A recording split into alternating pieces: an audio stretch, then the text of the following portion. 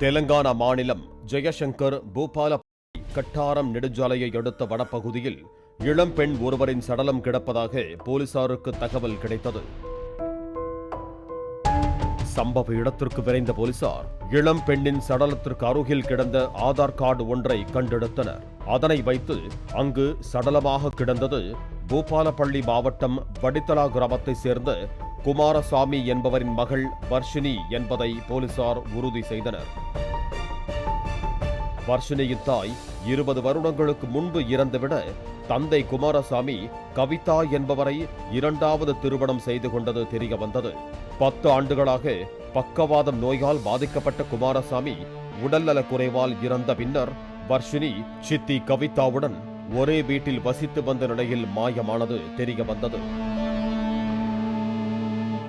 வர்ஷினியின் சடலத்திற்கு அருகே மஞ்சள், குங்குமம் மற்றும் எலுமிச்சை பழம் ஆகிய பூஜை பொருட்கள் கிடந்ததால் அவர் நரபலி கொடுக்கப்பட்டாரா என்ற கோணத்திலும் போலீசார் விசாரணை நடத்தினர். வர்ஷினியின் பிரேத பரிசோதனை அறிக்கையில் வர்ஷினி இறந்து 20 நாட்கள் ஆனது தெரிய வந்தது. ஆனால் அங்கு வீசப்பட்டிருந்த எலுமிச்சை பழம் கொஞ்சம் கூட வாடாமல் புதியதாகவே இருந்ததால் வர்ஷினியை யாரோ முன்பே கொலை செய்துவிட்டு அண்மையில்தான் இந்த பூஜை பொருட்களுடன் சேர்த்து காட்டுக்குள் வீசி சென்றிருப்பதையும் அதனை நரபலியைப் போல நம்ப வைத்து வழக்கை திசை திருப்ப முயன்றிருப்பதையும் கண்டுபிடித்தனர். விசாரணையை வர்ஷினியின் சித்தியான கவிதாவிடம் போலீசார் தொடங்கினர். வர்ஷினி மாயமானது குறித்து உடனடியாக போலீசில் புகார் அளிக்காதது ஏன் என்றும் வர்ஷினிக்கு நீங்கள் கடைசியாக எப்போது தொடர்பு கொண்டீர்கள் எனவும் கேள்வி எழுப்பினர். ஆகஸ்ட் 2ஆம் தேதி அவருக்கு போன் செய்த போது போன் சுவிட்ச் ஆஃபில் இருந்ததாக கவிதா தெரிவித்தார். ஆனால் வர்ஷினியின் போன் 3ஆம் தேதிதான் சுவிட்ச் ஆஃப் செய்யப்பட்டதை போலீசார் கண்டுபிடித்தனர். இதனால் கவிதாவின் மேல் போலீசாருக்கு சந்தேக பார்வை விழுந்தது. கவிதாவிடம் போலீசார் தங்களது பாணியில் கிடுக்குப்பிடி விசாரணை மேற்கொண்ட போது பல அதிர்ச்சி தகவல்கள் வெளியாகின.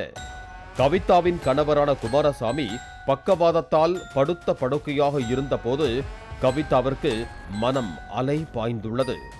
அதே ஊரைச் சேர்ந்த இளைஞர் ஒருவரோடு கவிதாவிற்கு பழக்கம் ஏற்பட்டுள்ளது. பிறகு கவிதாவும் அந்த இளைஞரும் அடிக்கடி தனிமையில் உல்லாசமாக இருந்திருக்கிறார்கள்.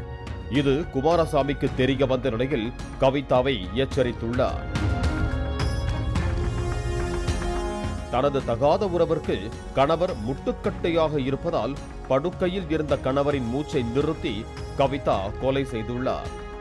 பின்னர் கணவர் உடல்நலம் சரியில்லாமல் இறந்துவிட்டார் என நாடகமாடியுள்ளார். ஏற்கனவே குமாரசாமி படுத்த படுக்கையாக இருந்ததால் ஊர் மக்களுக்கும் இந்த சாவில் எந்த சந்தேகமும் வரவில்லை.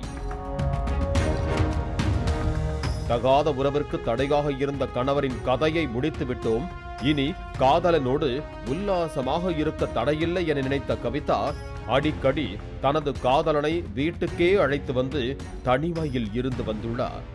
இருவரும் தகாத உறவில் இருப்பதை வர்ஷினி பார்த்துவிட்டார்.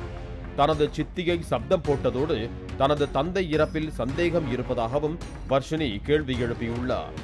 இதனால் அதிர்ச்சியடைந்த கவிதா தனது காதலன் உதவியோடு வர்ஷினியை அடித்து கொலை செய்ததாக கூறப்படுகிறது. வர்ஷினியின் உடலை அந்த பகுதியில் உள்ள கோதாவரி ஆற்றில் வீச முடிவு செய்த நிலையில் தொடர்ந்து மழை பெய்ததாலும் ஆங்காங்கே வெள்ளம் ஏற்பட்டதாலும் உடலை அப்புறப்படுத்துவதில் சிக்கல் ஏற்பட்டது. இதையடுத்து ஹோட்டல்களில் இறைச்சியை பதப்படுத்த பயன்படுத்தக்கூடிய பெரிய அளவிலான ஃப்ரீசர் ஒன்றை காதலன் மூலம் வாங்கி வந்த கவிதா வர்ஷினியின் உடலை அந்த ஃப்ரீசருக்குள் மறைத்து வைத்தார். கிட்டத்தட்ட 3 வாரங்களை கடந்த நிலையில் சடலத்தில் இருந்து துர்நாற்றம் வீச ஆரம்பித்தது. இதற்கு மேலும் உடலை வீட்டிலேயே வைத்திருந்தால் மாட்டிக்கொள்வோம் என்று பயந்த கவிதா காதலன் மற்றும் கூலிப்படையினர் உதவியோடு வர்ஷினியின் உடலை தூக்கிச் சென்று இரவோடு இரவாக வனப்பகுதிக்குள் வீசியுள்ளார். நரபலி கொடுக்கப்பட்டது போல போலீசாரை நம்ப வைப்பதற்காக பூஜை பொருட்களையும் ஆதார் கார்டையும் குங்குமம் தடவி அருகே வீசிச் சென்றது போலீஸ் விசாரணையில் தெரிய வந்தது. போலீசாரிடம் கவிதா அளித்த வாக்குமூலத்தை தொடர்ந்து கவிதா அவரது காதலன் மற்றும் கூலிப்படையினர் 5 பேர் உள்ளிட்ட மொத்தம் 7 பேரை போலீசார் கைது செய்தனர். காமம் கண்ணை மறைத்ததால் கணவன், வளர்ப்பு மகள் என இருவரை கொலை செய்து போலீசாரிடம் ஆதாரத்துடன் சிக்கியுள்ளார் கவிதா என்கிறார்கள் காவல்துறையினர். பாலிமர் செய்திகளுக்காக திருப்பதி செய்தியாளர் பாலாஜி மற்றும் வேல்ராஜ். பிளே ஸ்டோர் மற்றும் ஆப் ஸ்டோரில் இருந்து பாலிமர் செயலியை QR கோடு மூலம் பதிவிறக்கம் செய்யுங்கள். செய்திகளை உடனுக்குடன் பெறுங்கள்.